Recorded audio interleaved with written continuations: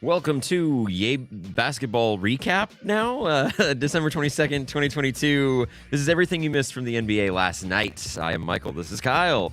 Let's dive right in. A whole full slate of games. You saw the title.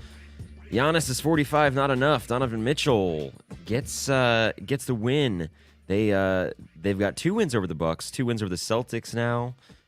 They look like they're poised for a little bit of a playoff run. What did you see in this one? I'm sure you watched it start to finish, huh? Not quite, but yeah, I caught some good moments of it. That Cavs backcourt's just tough. That's kind of something I've been talking about with the Cavs all season. It's going to take some time for them to figure it out and really compete with anyone, but matchup-wise, 2 all-star caliber guards on the perimeter is just tough to stay in front of sometimes. And even for a team as defensively strong as the Bucks, they're going to struggle in moments. I think Bud's always done a pretty good job of not showing his hand completely in these regular season games against teams that, they have a hunch they're going to see again in the playoffs. So that's kind of been a thing with Bud for years, that sometimes you watch these big games, top of the conference games, and it seems like they're not giving their all or not showing everything they can do. Sure. So I think that's part of it. But this Cavs team is legit. I think this proves it. They're 4-0 against the Celtics and Bucks this year. So I think that's all kind of the proof you need that this team is legit as that 3 seed. I don't think anything's changed. I said it was the Bucks and Celtics at the top, and then the Cavs, and then a gap. And I think the Cavs are kind of shortening that gap between them and the top 2 teams, and kind of widening the gap between them and the rest of the East. Yeah, no, you're right. Those 3 teams the Cavs are a game back of the Bucks. Bucks got that 1 spot after the Celtics holding it for a few weeks, and looked like they might be poised to take it and run with it. But Cavs have won 5 straight. Celtics have lost 3 straight. We'll get to them in a second. And of course, the Bucks lose last night, so it is tight up there. And then the Nets kind of separate, like you said. So, any other takeaways on this one? I don't think so. I want to see these 2 teams healthy again in the playoffs. Yeah. I think we talked about this a couple weeks ago. There's certain teams and matchups that it just feels like they're on an inevitable crash course. I hope that we get Bucks Cavs and Bucks Celtics in the playoffs. I think that would be really exciting. On to the next one. Joel Embiid leads Philly to their 6th straight win. We were talking about setting up beforehand and just kind of running over some games. It's like, yeah, they beat the Pistons by 20. What really is there to discuss? The one thing I will mention about this, I will continue to go back to it, and even watching some of the games, I still don't really get it. Like last night, he was fine. PJ Tucker, man, 10 rebounds. 0 for 3 from the field. 0 for 3 and a steal. But it didn't feel at any point during the game that he had this, crazy contribution. There were a couple moments where I was like, oh, nice rebound. But you could just see him here in the dunker spot just waiting for a miss. And that's probably the reason he got 10 boards, because he's 0 on offense. But his plus minus is the only negative on the entire Sixers roster last night. They won by 20. Even -3. I don't get it, but whatever. Also shouts to my man B Stu right there. All right. In terms of standings, the Sixers are they're working their way into the conversation of home teams in the playoffs. Sixers are now 1 game back of the Nets for the 4th spot. So we'll move on to another one of those kind of games that had a highlight play or 2, but not a whole lot to go over in this one. Chicago takes down Atlanta 110-108 thanks to an Dosunmu putback layup, which we will show you here. This one gets it in. It's going to be DeRozan to try to win it. Air ball. Stick back is good at the buzzer in Chicago. There it is. Takeaways on that? Takeaways, they can't rebound without Clint Capella is a big problem for Atlanta. We're down on the Hawks. I'm trying not to be too down because they haven't been healthy yet this season, having all their guys, whether it was Hunter out, Murray out, Young, Capella, Collins.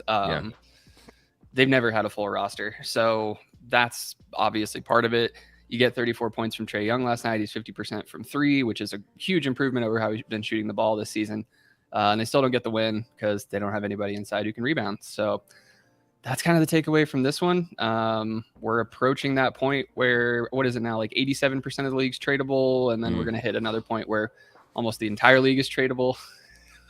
Got some visitors. Got some visitors.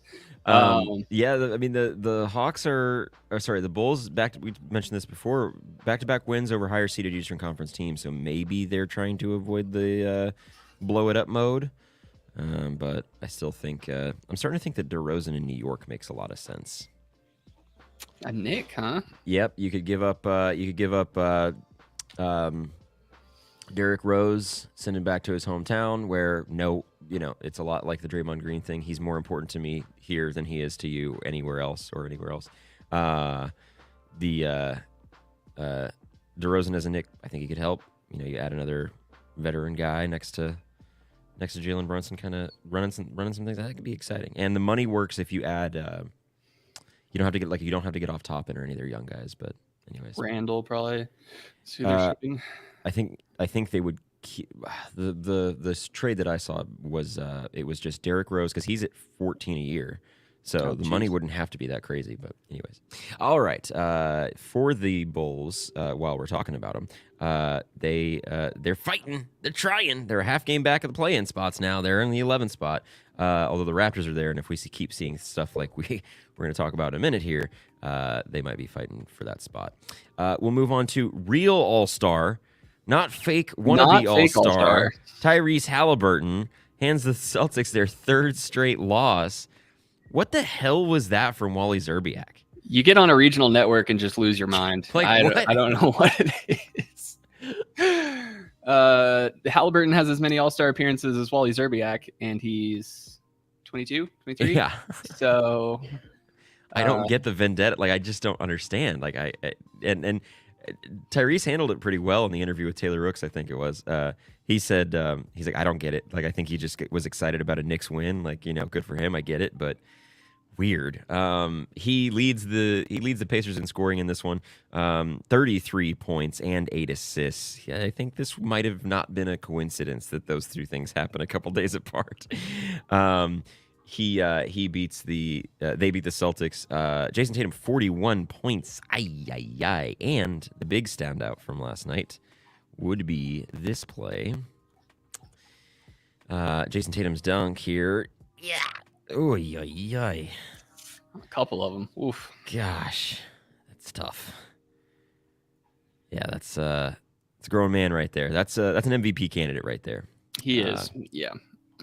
So, standings wise, we talked about the Celtics. For the Pacers, they're still in the mix. They're at the 8th spot. They're tied with the Heat at the 7th spot. So, you could see some things. Do you have anything else on this one? Yeah, the Pacers are hanging in there. They're at 500, not where we thought they would be 32 games in. So they're playing tough. I mean, this is a team that I'm not sure at this point if they trade Miles Turner. I always thought, even when they had Brogdon and Turner and Sabonis, it was like, is this really a blow it up team? Like, you have a lot here. And then didn't really get much for Brogdon, but then they get Halliburton, and it's still like, I don't really get why you would completely blow this up. Like, unless Turner's really like, I'm out of here after this contract. Yeah.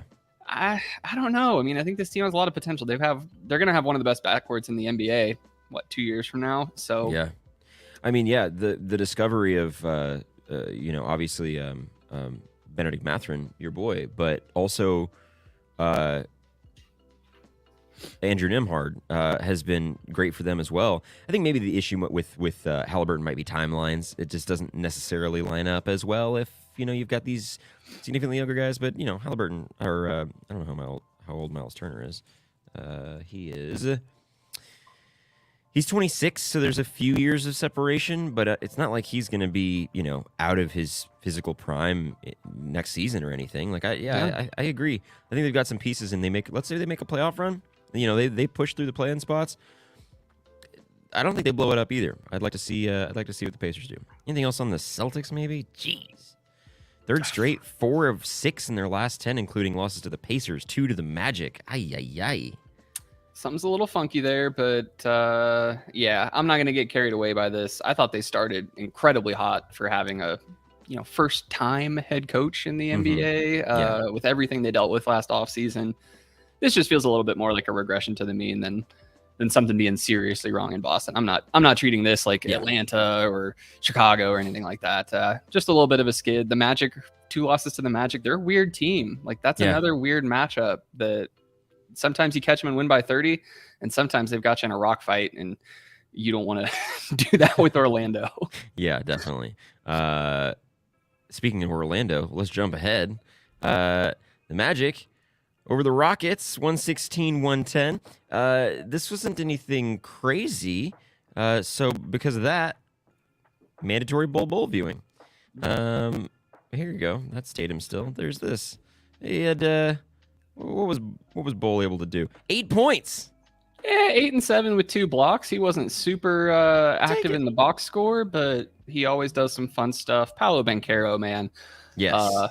Exceeding expectations. In my limited draft knowledge and preparation, I felt like he was the clear one. Mm-hmm.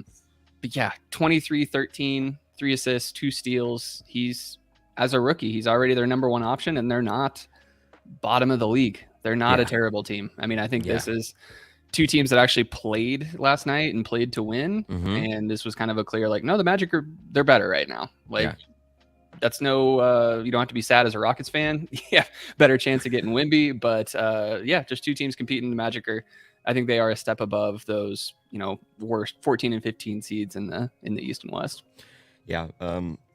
They're two spots behind the Bulls in the 11 spot. So they could be fighting for a play-in spot here soon as well, which I think would be terrific for them. Be bad enough, compete for a play-in spot, win a few games, beat some good teams, and then lose enough towards the end of the season that you go compete for the real prize, which we all know who that is. So after that, let's go backwards and go to the Nets. Woo-wee. Not a lot to say on this one. No Steph, obviously. 143-113, 30-point win for the Nets. But what I have here for you is this. Is actually James Wiseman highlights. Because he had 30 of them things. He did have 30 of those individual things. 12 of 14. You can see being aggressive. This could be I see him play, and I'm like, you see the G League highlights, and it just doesn't seem to translate for whatever reason. He just doesn't have that. I don't know. He doesn't seem excited. He doesn't seem like bold about it. He doesn't seem like he's got that gumption when he's in the league. But then he's in the G League. He's like a different human being. But you saw some of those plays last night. Now, granted, it was a blowout. Cactus makes a good point here. 91-point half. It's the 3rd most points ever scored in an NBA half. It's crazy. The Warriors are struggling on defense. Mm-hmm. Obviously, everybody's going to point to like, oh, they can't, they're not scoring without Steph. But Steph's not the problem when you're allowing 91 points at the half. That's the problem. Right. So, yeah. Warriors are in trouble, but maybe they're trying to boost that Wiseman stock to improve his trade value. I think that's probably very wise. Yeah, he had wise man. Is that wise? Yeah, he had 28 minutes in this one. So, 30 points, 6 rebounds, 12 of 14, fantastic. Obviously, the Nets. I mean, pretty much every person that played was in double figures except for 2 on the Nets, and also everybody played except for Kyrie. So, KD 23 points.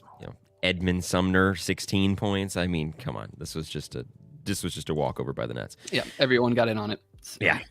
We'll move on to another one that we kind of looking at and going, I don't really have much for this one either. The Mavericks over the Wolves. This was Luka doing Luka stuff. Pretty typical Luka stuff. Anything on this one? Yeah, 25 points. Only 16 attempts, 50% from the field. Made 8 of them. 9 rebounds, 10 assists. Just a walking triple-double. Luka's tough, man. The Mavs don't have anything for this. To give the Wolves some credit, they've been really clicking with Ant and Naz Reid. Reid had a couple 20-point games the past week.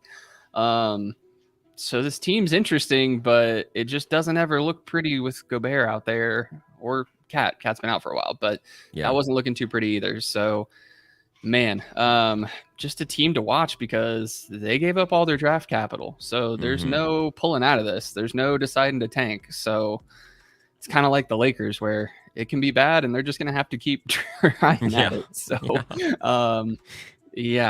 tough team to watch. Yeah, definitely. Although you are right with Ant being with them like fully diving into Ant being the number one option. They've had flashes of I don't want to say a really good team, but at least a serviceable team. So we'll see what they can do if they keep doing that. Sorry, there is a it looks like the day after tomorrow outside my apartment right now. So, all right, we'll move on. SGA outduels Dame. Outduels maybe not the best term for it, but it is what we're gonna go with today. The Thunder get their win over the Blazers. SGA 27 points. Damian Lillard 16. So it wasn't really like a 45-42 or anything like that, but notable at least. Jeremy Grant still doing things for the Blazers. 17 points. Anthony Simons 12, 4 of 11, 4 of 9 from three. He did what he does, at least from what I've seen. And then Josh Giddey 13, 6 and 6. He's about a half. He's a walking half double. I don't know if that. Not a single. He's good for about halfway there. He's kind of Draymond numbers, right? Yeah, those are kind of Draymond numbers. Hey, if he's Draymond for the Thunder, look out. Yeah. What you got on this one? SGA kind of exercising some demons against the Blazers from all those playoff losses, but 2 down to the wire wins where SGA kind of puts them away. The first game was pretty crazy. I was sad that we didn't cover that one a couple days ago because that was a crazy game from start to finish. It was never more than a 2-possession game the entire second half. Wow. The Blazers, oh man, that's what I've been saying all year. They have a lot of talent. They look really promising, and then they do some really dumb stuff at the end of games. Yeah.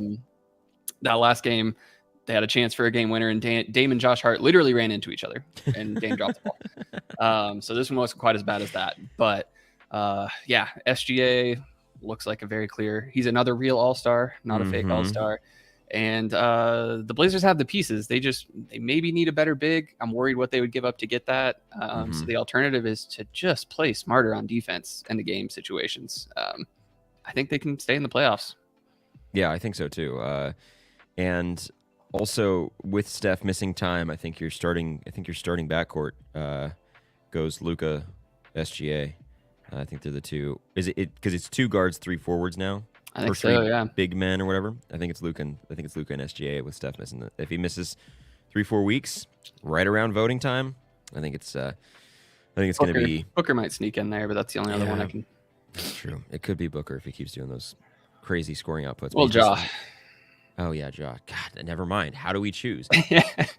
What did you think of Ja saying "I'm fine out west"? Is what he said. Or I'm cool with the West. Right after not looking great against the Nuggets, the Nuggets put the clamps on them. Best defense they'd played all season that game. So, coming whatever, man. I like it. Spectacular defense. We need this in the league. To me, I think it's kind of like the Suns Pelicans series that all it took was one first-round playoff series. They played each other back-to-back a couple weeks ago. They played each other last week. And now it's like one of the best rivalries. Like that's kind of how low the bar is. So I like that trash talk. I hope there was something kind of budding there against the Warriors after those playing games. But now not sure where we're going to see the Warriors in the playoffs. So yeah, I mean, I hope he's talking this trash against the Pels, the Nuggets, the Suns, whoever's going to be at the top, because it just makes it more fun. Yeah, I agree. I like it when there's a little excitement, a little back and forth, something to look forward to. Because now it's like, I mean, you do kind of put that target on your back, but it was already going to be there if you're this good of a team. I can't wait for the Grizzlies to get healthy, man. Holy crap. And if they decide to go out and make a move, I don't think they need to. I don't necessarily want them to. But if they decide to make a move, because they have the ability to, they've got picks they can move, and they've got tradable contracts, Danny Green. And if they go for a guy, I don't know who. I don't know. I would have to really sit down and take a look at what they would need and what they would want, because what would it be? A wing?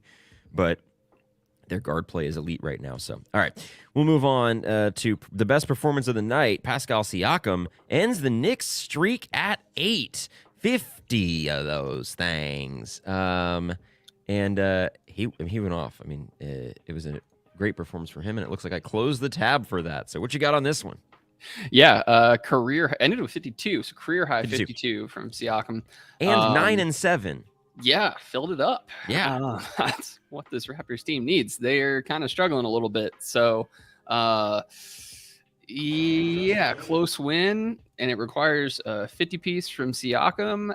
It's another team. I put the Raptors right up here with the Hawks. To me, these are the two teams where it's like, I'm not looking at the Bulls as much because I think they're a seller, and it's interesting to see maybe where Levine or DeRozan's going to end up. But the Raptors and the Hawks are the two teams I'm interested in maybe making a move to go for it and improve and get up into the 4 or 5 kind of range. Because the Raptors have proved they've got the guys to win, but they can really only do it when their starters are playing 40 some minutes a game, and that doesn't work in December. So they got to get some guys in here.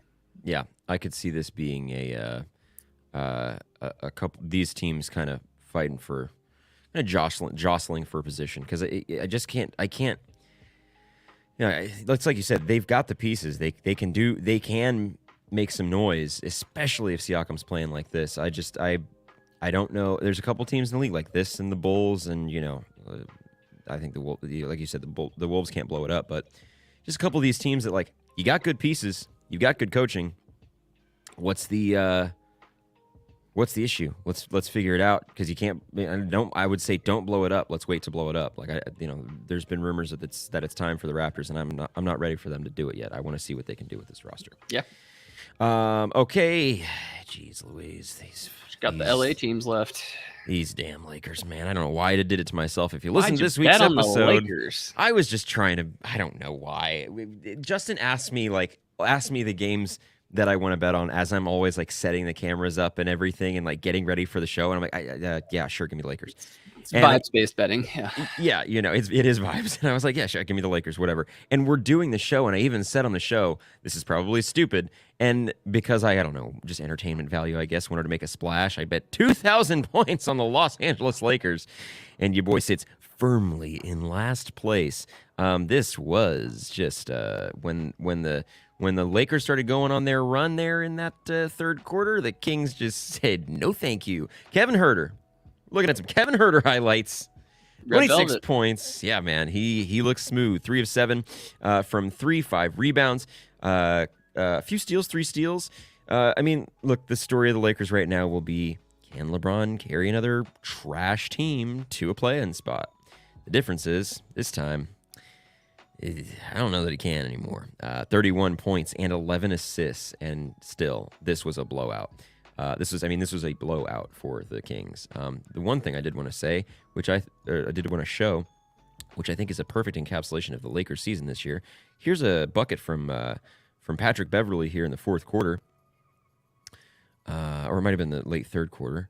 Boy, that sure is a lot of standing. Look at that. Too small. And bink, there's the down score. 20. Down 20. That is perfectly encapsulates not only Patrick Beverley's time with the Lakers, but the Lakers season as a whole, kind of. Golly. Slaps the floor even. Got him. Didn't. You didn't. You're down 19. Yeah, you allow, defensive specialist Patrick Beverley. The entire Kings starting lineup, technically in double figures, 20 from Harrison Barnes, 23 from Keegan Murray, 26 from Huerter, 22 from Fox. Sabonis, only 13 points, but 21 rebounds and 12 assists for the triple-double. They just ran crazy on the Lakers. That's Patrick Beverley. Yeah. Okay. All right. Enough Lakers. Enough of that. All right. Clippers, though. This one was somehow even more of a blowout. Kawhi plays. Paul George does as well. They combine for only 38, but that's enough to beat the Hornets because it's the Hornets. LaMelo's back.